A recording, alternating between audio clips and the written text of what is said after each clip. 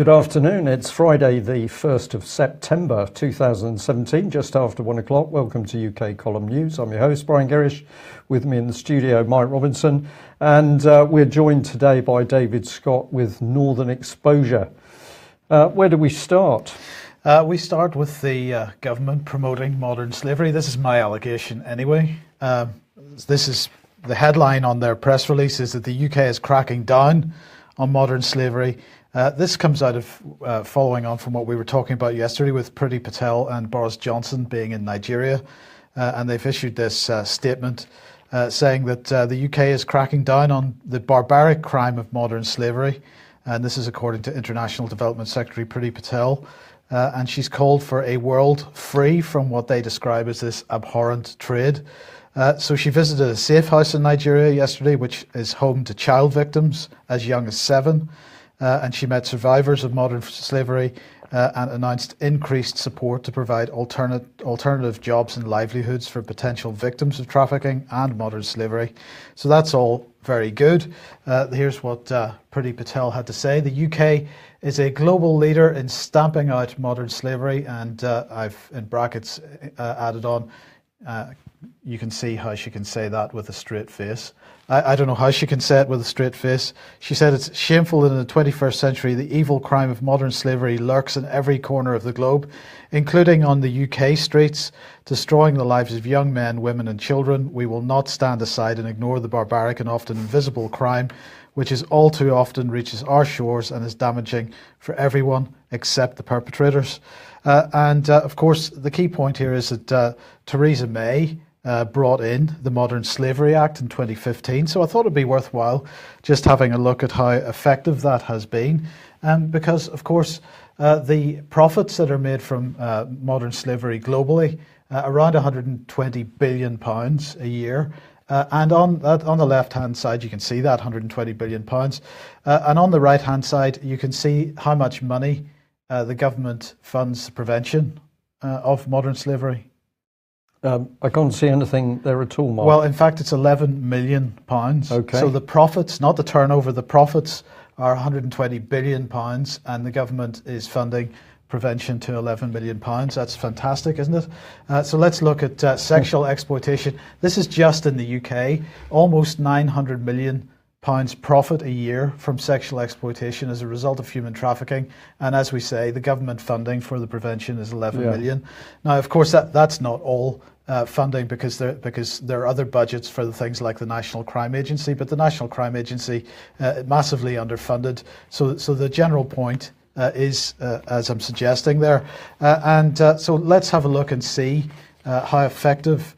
This is just Britain. In Britain, so people coming to Britain as a result of human trafficking, between 2015 and 2016, this rose by 70.7%, or at least that's an estimate, because of course we don't actually know what the true figures are. This figure is based on the referrals to the National Crime Agency. So in other words, this is people that have come across people in their daily lives that they think may be the victims of human trafficking, and they've referred those individuals to the National Crime Agency for investigation, and the National Crime Agency has not completed investigation on many of these cases. So you can extrapolate, I think is the correct word, these figures from some referrals. The problem is £120 billion worth, but you get some referrals and then you extrapolate. Right. And you provide 11 million funding.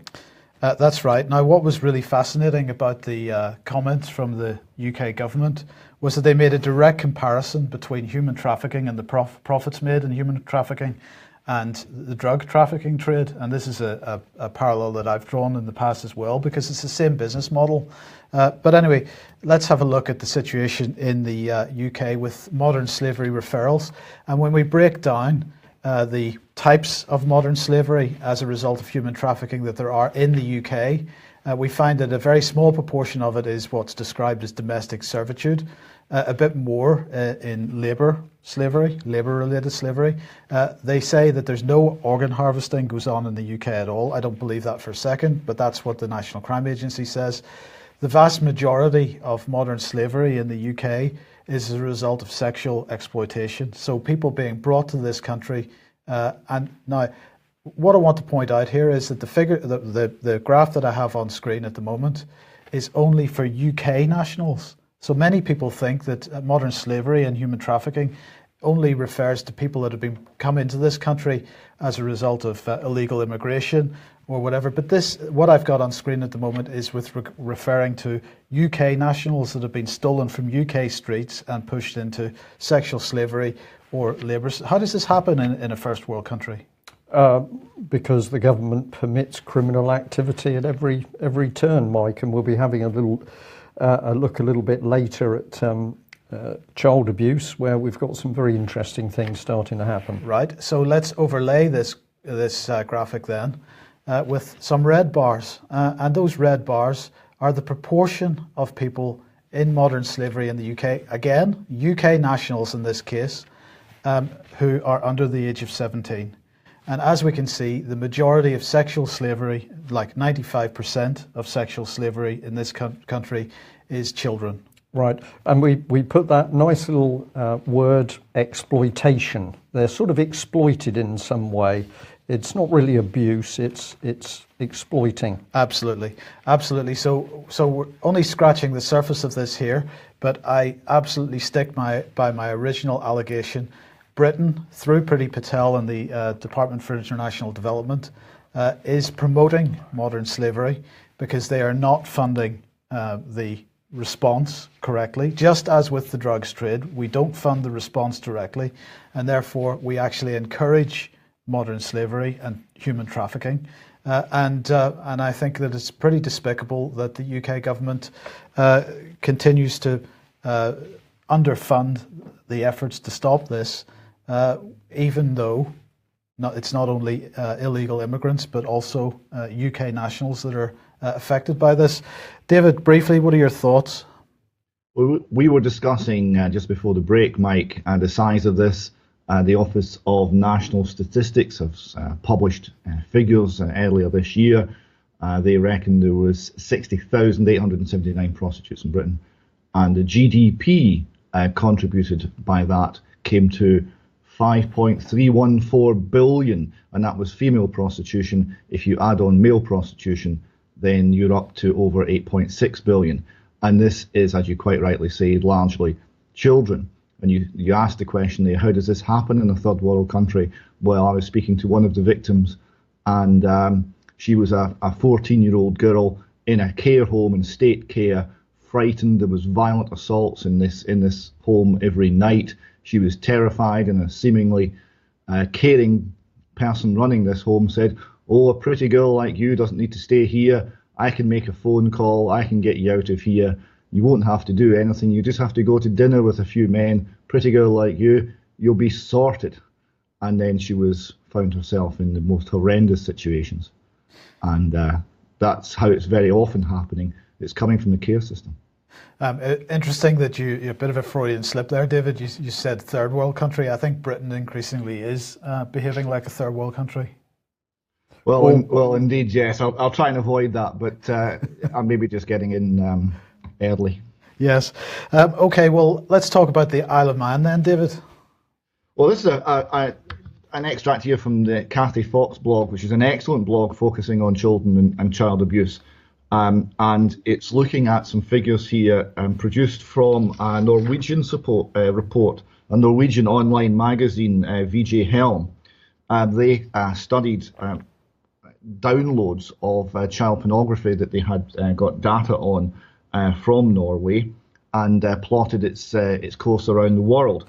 And they found there was 149 internet IP addresses in the Isle of Man downloading child pornography, which makes it hugely, disproportionately, the most per head of population anywhere on the planet. So this is obviously of great concern. The scale of the thing overall, this study reported on 430,000 files, 430,000 files showing sexual abuse of children. And these were downloaded to 95,000 IP addresses across the world. So just truly horrendous. And it shows that there's these 149 addresses in the Isle of Man. It's not clear whether that reflects simply what's happening with a group of people in the Isle of Man downloading such material, or whether there's something else behind this that's using the Isle of Man as an intermediary. I'm not clear on that, but there's no reason at the moment to doubt the figures actually do reflect what's happening on the Isle of Man itself, which is clearly a major concern, because this sort of behaviour leads to abuse, or rather, as Irishman Joe Sullivan, an expert on the risk assessment of sexual predators, he commented, the question is not whether or not the downloaders will commit abuse, it's whether they already have and in what context. He found around 80% of people who downloaded sexual abuse images and video of children were already, or admitted to already having abused children. David, if I may, who was the organisation that obtained this information? I missed that. If you've actually told us. It came from a Norwegian online magazine, VG Helm, and it's reported here in the Kathy Fox blog. Right. I just find it fascinating that we have that as the source of this data. We have GCHQ. We have MI5, we have MI6, we have the security services here in UK. They don't appear to be able to track this sort of data down. I find there's a fascinating dichotomy. Indeed, the lack of protection that our security services are providing to the country is quite striking.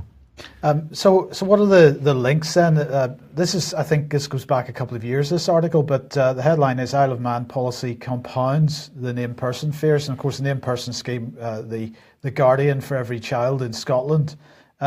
So what was the concern here? Well, it struck me that this dramatic figure is from the Isle of Man, and the Isle of Man in this context I only know from one source, which is they ran a named person-like scheme several years before the SNP administration introduced it into Scotland, and it was a complete disaster. The result was a 1,560% increase in referrals to social services. The system fell apart, basically. Now, whether that's related to the figures on viewing child sexualized imagery, I don't know, but it's an odd coincidence that the one place where named person was introduced, with all the attendant disasters, is the place where viewing child abuse online is, per head of population, the most popular. Okay, well, let's move to Scotland then. And, this is a bit historic, but the headline from the Mail on Sunday, I think, is Lost Triangle Sauna Shame Sheriff was a regular at seedy strip bars. Now, of course, for our US audience, sheriff in Scotland is not the same as a sheriff in the United States or even in England. So, just a sheriff is equivalent to what, a magistrate, a judge of some kind? It's a judge, yes, yeah. Yes, and this is a sheriff principal, so this was a senior judge. And the reason, it is an older story. This man died in 2016. The reason that I wanted to raise it today is following on from what you said about child trafficking and the child abuse system. Remember how it's actually working. The children are being trafficked out of care homes, out of the care system, and vulnerable children are being identified and trafficked into the saunas and into the pornography and principally the prostitution industries. Now, that's how it works, and it's huge, right? It's 8.6 billion a year in this country. It's absolutely massive. Now, here we see a senior judge in Scotland who for years was using these same saunas. Now, people say saunas and think, well, it's maybe a bit seedy, but they kind of go to sleep on this. It's not a bit seedy. These are young girls being horribly abused, and it's so bad that the body can only take it for a few years. So after 2 or 3 or 4 years, they're cast aside into the mental health system and the NHS, and they become the flotsam and jetsam of damaged people that this industry generates. and they need to get a whole new set of girls, so the trafficking is constant. So here you had a senior judge using that system. So he was presiding over cases all around Scotland, and he was actually part of that, right? Easily blackmailable, completely corrupt. Now, Lord Gill, when asked about a register of interests for our judiciary, said, oh no, we don't need anything like that in Scotland because our judiciary are the finest. Our judiciary are so squeaky clean. There is no problem. There is no corruption. There is not an issue. There's not even a suggestion of an issue. Now, he said that. There's not a suggestion of any sort of impropriety, any sort of corruption in the Scottish judiciary after all of this came to light. So they're lying to us.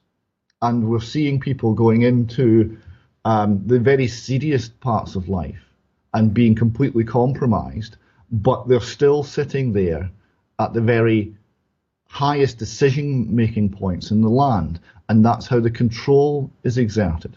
Because he would be easily blackmailable. There'll be lots of videos and all the rest of it, so he's not going to find against the wrong person at the wrong time.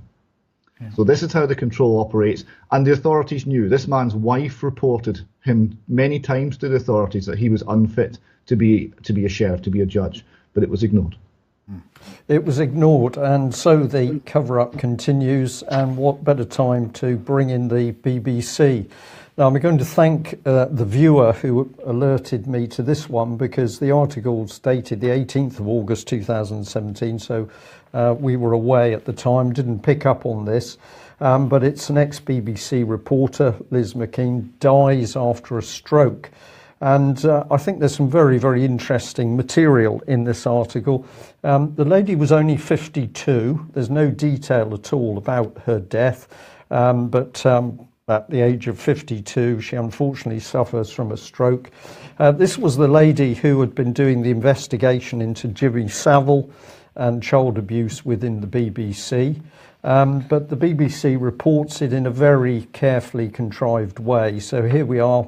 McKean, 52, worked for the corporation for more than 20 years, but left in 2013 amid a row over the decision to shelve her investigation for Newsnight about disgraced Jimmy Savile. And it goes on, it talks about her work in Northern Ireland, where she won the trust of all sides and produced some of the most insightful and hard-hitting reporting of the conflict. And she was an investigative reporter that really shone, shining the light on issues from the dumping of toxic waste to Jimmy Savile. I've just highlighted the change in style because the initial report is that Jimmy Savile, in their opening paragraph, is just a bit disgraced, Mike. It's just disgraced Jimmy Savile. And then later on, we talk about the good work that she did regarding toxic waste. And Jimmy Savile was just a story. It's very, very clever the way that this article's been put together, because of course the BBC doesn't want to go near her work to do with the abuse of children. And have a look at this one. This is the Daily Mail. Unrepentant BBC journalist caught with a sick collection of child abuse images on his home computer. He blamed the people who made the videos. He said he wasn't really doing anything wrong, but he didn't go to jail. No, well, you wouldn't. No. And here's the Independent, same story. BBC journalist given suspended sentence for making and possessing child sex abuse images. So it said that photographs and videos were found from all three categories used by the courts to classify the gravity of the child sex abuse images, and these included the most severe classification. That includes rape, bestiality and sadism. So the Independent didn't mess around there. It said what was actually going on. So let's come back to the BBC. And what did the BBC say in its article? Well, it did mention 26 videos and 9 images, but it said one video showed abuse, including a young girl who was clearly distressed. Right. So my suggestion is that the BBC has deliberately crafted its report on this BBC reporter in order to keep the heat off the BBC. And the other remarkable thing is no pictures of this gentleman at all. Sorry, if you Google the image, or you look for an image, on Google itself, a search will bring you up with this gentleman, and it does link you through to a video on YouTube. So we believe that this is the gentleman concerned. But isn't it remarkable that a BBC reporter is apparently anonymous in the BBC reports and in the mainstream press? So the BBC, crafting its articles to do with child abuse to make sure that the death of an investigative reporter is not covered properly, one of its own journalists viewing child pornography, well, that's carefully kept down. So just to clarify, if you're a BBC journalist who is investigating child abuse within the BBC, you get sacked. But if you're a BBC journalist who's actually involved in child abuse to some degree, you get a suspended sentence? Absolutely correct, Mike. So I thought we'd just remind against that excellent summary what we reported yesterday, which was this gentleman, Mark Fields from the Foreign Office, who said that the BBC was just the organisation to broadcast the truth to North Korea. So if we have anybody from North Korea who's watching the UK Column News report, I hope you'll understand that at least some of us here in UK understand the way that propaganda from the British government works. This, David, this is pretty disgusting stuff. It is becoming increasingly easy to see through the BBC's cover-up of child abuse. Yes, the BBC's coverage there, they said, well, there was one image and the girl was distressed. Is the BBC's position that if a child is abused so often that they don't show distress anymore because they're numb, that makes it okay, or that makes it less reprehensible? It's ridiculous. It's just appalling. The underlying belief system that comes through in everything the BBC write about this is just hideous. Hideous. Well, let's give an update on Melanie Shaw. Now, this was happening a couple of weeks ago. I couldn't comment on it at the time, but Melanie had been able to make contact with a member of the public. She said that she thought she was going to be released about the middle of August, but the date she had, the 13th of August, turned out to be a Sunday, so we knew this wasn't correct. But then there was a phone call from Melanie to say she was out, but she couldn't give a location. She would have served roughly 50% of her 2-year sentence, so it seemed possible. The phone call from Melanie said she was out, but this turned out to be only part of the story, because Melanie was taken from Newhall Prison to a location which we think was in Birmingham. She stayed overnight in a particularly filthy hostel. But on the second night, at some time in the night, we think it was about 2 o'clock, police turned up.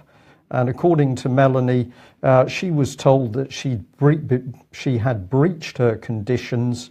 And the next thing, she was bundled in a car and taken to a new location.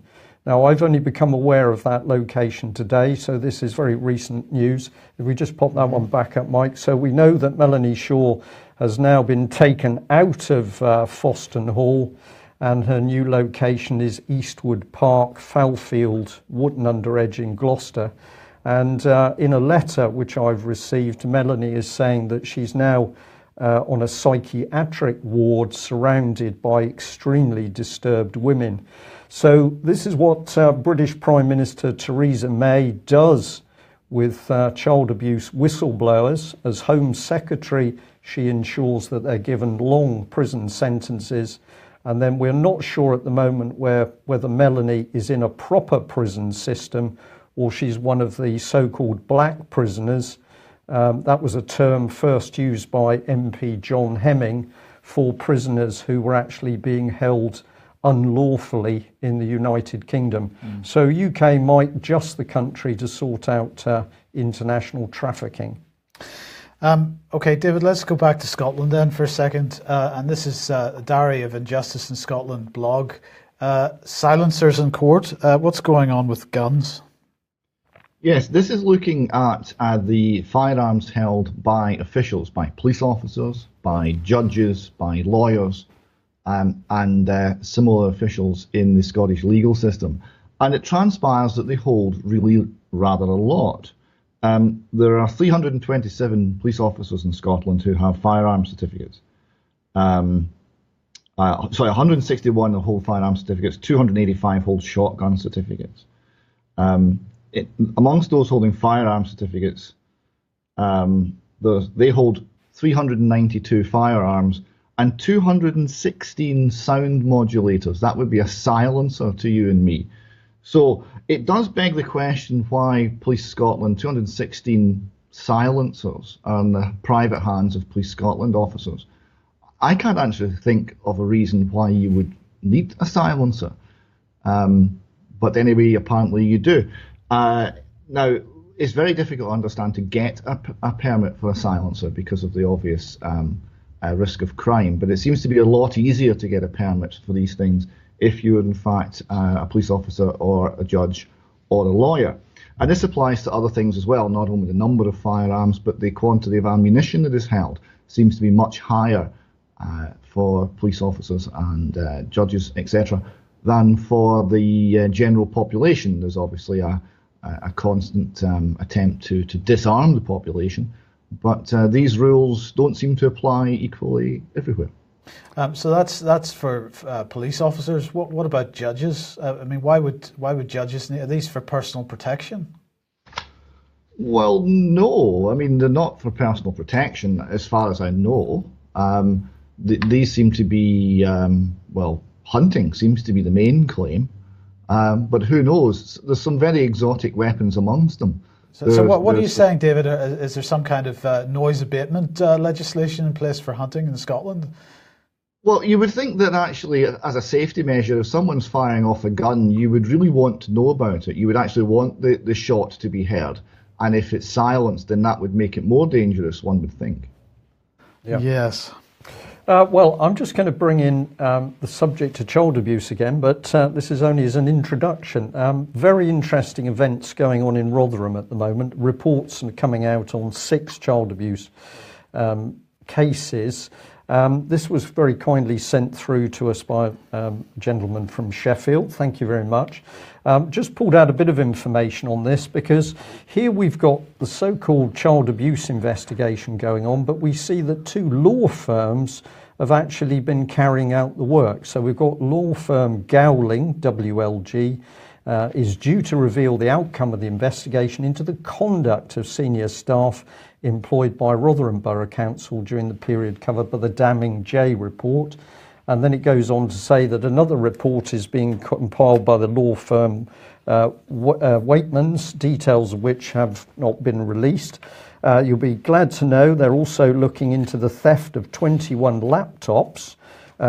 So interesting situation where we're now using law firms to carry out investigations. And this is part of the report that Rotherham has released, the Commissioner's 18-month progress review, recovery and restoration. And this is all about how Rotherham is actually getting itself back together. Para 2 or Section 2, where we were. We weren't in a good place, but not to worry, Mike, because it's all coming good. But this is the key point. I was fascinated to get into this section where it calmly said that as part of the movement forward, powers were going to be returned to elected councillors. So apparently some of the powers have been taken away from democratically elected councillors. I don't know who the powers went to, but not to worry because they're going to be restored, just a few of them. So let's have a look at the few that have actually been restored. We've got education, we've got public health, leisure services, housing, planning and transportation, building regulation, financial services, budget control, policy. So here we're now starting to see in depth what's happening with local authorities, that they are no longer under any form of democratic control of constituents and voters. Who are the people controlling those local authorities? Good question. Let's move on to defence. Michael Fallon was in France yesterday, Brian, to meet his French counterpart. And apparently they have announced between them that over the next few months, more than 2,500 British troops will train alongside their French counterparts, participating in exercises spanning from half the globe, it seems, from Eastern Europe to Kenya to a whole bunch of different places. And apparently this is being agreed, this new programme of UK-French training during the bilateral meeting which took place yesterday. So 1,500 British soldiers from 16 Air Assault Brigade will be joined by troops from the 11 Brigade Parachute Regiment on NATO's exercise Swift Response in Bulgaria. French troops are going to join 1,000 UK personnel from 3rd Battalion, the Parachute Regiment, in Kenya in November, and so it goes on. Michael Fallon was really impressed. He said the UK and France have a long enduring relationship, and that will continue as the UK leaves the European Union. We are deployed together in NATO, fighting against Daesh in Iraq and Syria, and training together across the globe, he said. But he didn't at any stage mention the Lancaster House Treaty, which we're still part of. This is something additional to the Lancaster House treaties.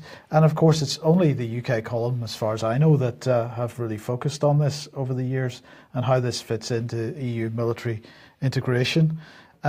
So this is continuing integration. He also mentioned, by the way, that France was perhaps going to provide some ships for defence of the aircraft carrier. Well, that was always on the cards, Mike, because of course we don't have sufficient ships to provide a proper task force around that carrier.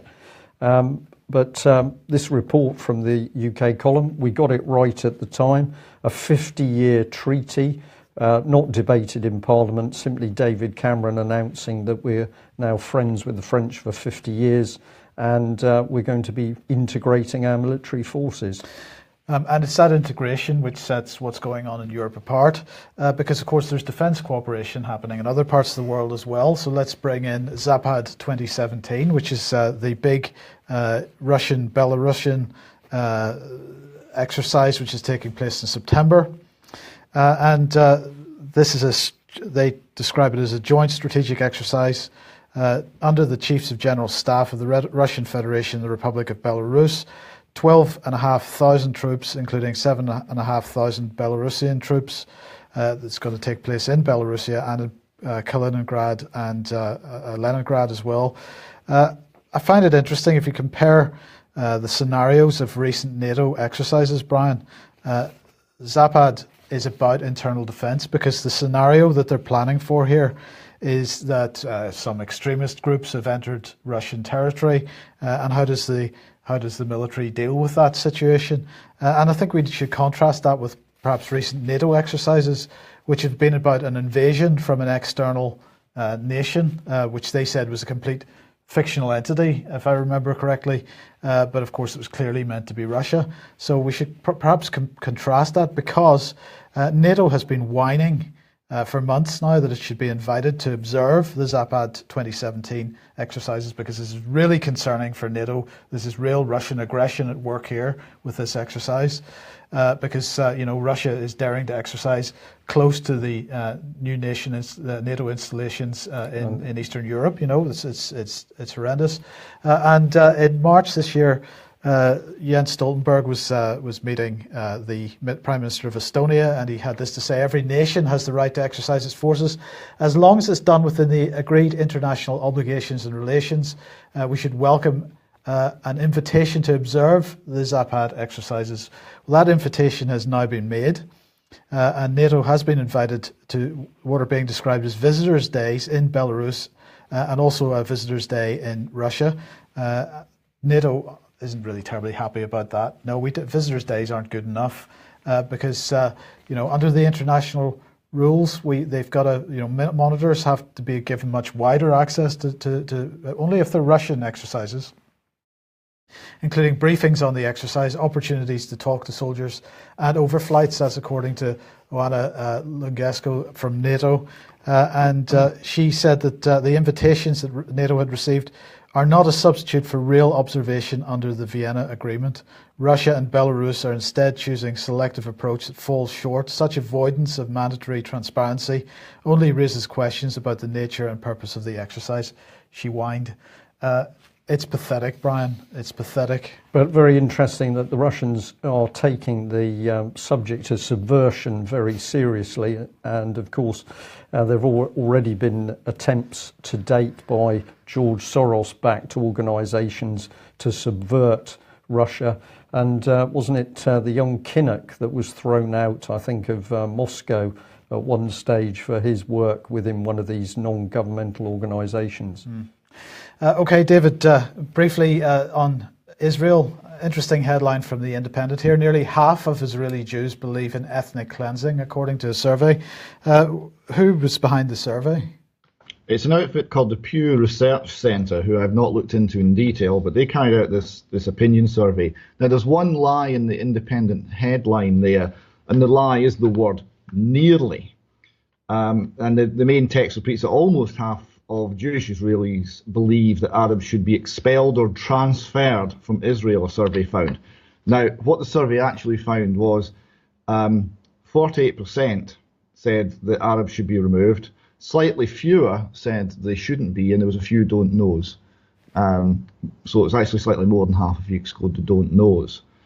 Now, this was, they looked at this across different parts of the Jewish community and found, yes, okay, there was the Orthodox part of this, the Haredi, were more likely to want the Arabs removed than, say, the secularists. But it seemed to split basically along political lines. The right in Israel strongly favours Arabs being expelled, and the left does not. Now, a couple of comments on this. Israeli President Rivlin called the findings a wake-up call for Israeli society. No, the findings are actually just pointing at a truth here. The Israeli society is accused of many things. It's routinely accused of genocide. That's not true. It's routinely accused of being an apartheid state. That's not true. Or being a colonizing state. That's not true. Or imperialistic. That's not true. But the issue of ethnic cleansing, 1947-48, there was most certainly ethnic cleansing. And there's clearly a desire ongoing for more ethnic cleansing to make the land essentially all Jewish. And that is true. That is what a large percentage of the people believe. And that is the direction of the government. And this is an area that should be of great concern to anyone who believes that liberty, property rights, peace are necessary for us to thrive as a species. So on you go. Yeah. Okay. Look, we got to move on from that, David. Let's just briefly have a look at this. Two or three articles here, all mainly with the same theme. Washington Post here. The headline is, "Yes, Antifa is the moral equivalent of neo-Nazis." We've got the Atlantic's worrying about the rise of the violent left, and we've got Tom Woods suggesting the US is breaking up. But Antifa at the heart of this, all of these articles. Yes. Now, this is the rise of the violent left, and you've actually got the Washington Post finally reporting it. They say, as if to prove Cummings' point, the Antifa movement responded with jackboots and clubs because their definition of fascist includes not just neo-Nazis, but also anyone who opposes their totalitarian worldview. And that's absolutely spot on. They also point out that the New York Times has published no fewer than 6 opinion pieces this year defending communism. Essays including an essay praising Lenin as a conservationist, explaining why Stalin inspired Americans, and arguing that the Bolsheviks were romantics at heart and that women had better sex under communism. So that's the nature of the mainstream left supporting the extremists. Now, the Tom Woods article is interesting because he talks about something that I'm starting to hear from, certainly from the libertarian-leaning parts of America. that the ideological and cultural differences are now so profound that the breakup of America has started. So that's what we should be looking for. You've got something like 30% of Californians support seceding from the Union. No one's calling them neo-Confederates because they're left-wing. And you're seeing a very great difference in viewpoint between the right and left in America. So distinct, and with such animosity between the two sides, that they are on the verge of ceasing to be one country, at least spiritually or ideologically or in their identity. And how long will it take that to manifest itself into physical reality? Time will tell. Yeah. Okay, let's end with this subject and Brexit. I just wanted to briefly highlight this tweet from the Department for Exiting the European Union. And the text of the tweet is, "Watch David Davis closing the third round of negotiations to forge a new partnership with the EU." And all of the point I'm making here is that the gloves are off here in a sense. They're no longer even trying to hide what it is they're doing, Brian. This is not about leaving the European Union. It's not about Brexit. It's not about exit. As you've said before, it's Brexit without the exit. It's just B. It's Brexit light. Brexit light, because what we're doing is forging a new partnership. Yeah, so another man deceiving the nation.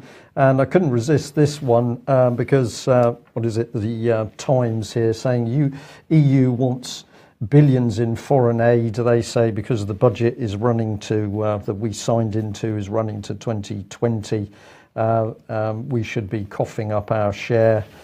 So Michael Barnier, EU's chief negotiator, said it would not be fair if the remaining 27 member states were forced to make up shortfalls by Britain pulling out. So anywhere we go where there's money, look for the aid, because this is where the criminal activity takes place. And let's remember that the European Union has never, ever produced a set of fully audited and signed off accounts to show where its money goes, where British money goes. And for the British government to give such a corrupt organisation public money, that is a crime carried out by the members of Parliament, which is a happy note to end on.